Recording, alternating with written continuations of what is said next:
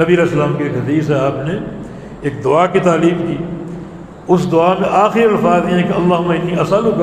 بکل اسم هو لک سمیت بہ نفسک او انزلتہ فی کتابک او علمتہ احدا من خلقک اب استأثرت بہ فی علم الغیب عندک ان تجعل القرآن ربیع قلبی ونور صدری وجلاء حزنی وذہاب ہمی وغم۔ اے اللہ تجھ سے سوال ہے تیرے ہر نام کے واسطے سے، جو نام تو نے کسی کو سکھا دی ان کا بھی واسطہ، جو نام تو نے اپنی کتاب میں اتار دی ان کا بھی واسطہ، جو نام تو نے اپنے کسی خاص بندے کو خاص تعلیم کر دی ان کا بھی واسطہ، اور جو نام اب تک تیرے خزانہ غیب میں ان کا بھی واسطہ۔ کتنا عظیم الشان وسیلہ ہے، اللہ کے حضور اللہ کی جناب میں کوئی شخصی وسیلہ پیش نہیں کیا، نہ وہ جائز ہے فلاں شخص کا واسطہ فلاں شخص کا وسیلہ۔ ایسے ایسے سلسلے آج بن چکے ہیں کہ حاضر امام سے لے کر سند کے آخری امام تک ہر امام کا واسطہ وسیلہ اللہ کے دربار میں پیش کیا جاتا ہے، جو کہ بدعت ہے، ثابت نہیں۔ اللہ کے نبی کیا وسیلہ پیش کر، اللہ تعالیٰ کے ناموں کا، اللہ تعالیٰ کی صفات کا، اللہ تعالیٰ کے افعال کا، کہ تجھے تیرے سارے ناموں کا واسطہ ہے۔ جو نام تو نے کسی کو تعلیم دی ہے، جو نام تو نے اپنی کتاب میں اتارے،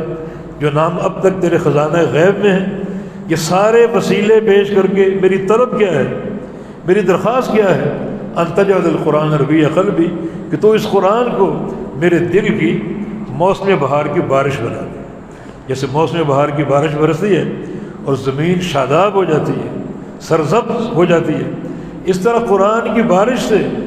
میرے دل کی زمین معطر ہو جائے، شاداب ہو جائے، اس میں شگفتگی اور بہار آ جائے۔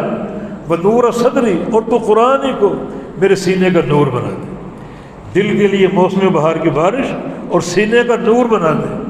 وجلاء حزنی وذہاب ہمی وغمی، اور جو میرے دکھ ہوں، جو میری پریشانیاں ہوں، ان کا مداوع بھی قرآن کو بنا دے۔ یعنی قرآن کی برکت سے غم دور ہو جائیں، دکھ دور ہو جائیں، تکلیفیں چھٹ جائیں، قرآن کی برکت سے سینہ منور ہو جائے، اور قرآن کی برکت سے یہ دل جو ہے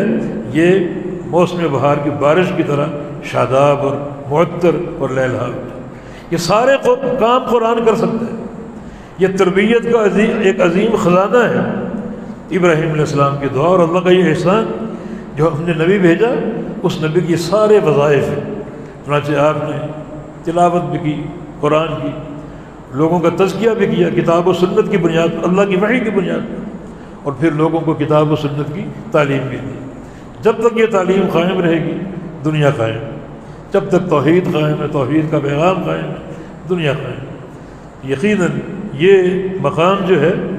ہمیں اس طرف متوجہ کرتا ہے کہ ہمارا وظیفہ حیات کیا ہونا چاہیے۔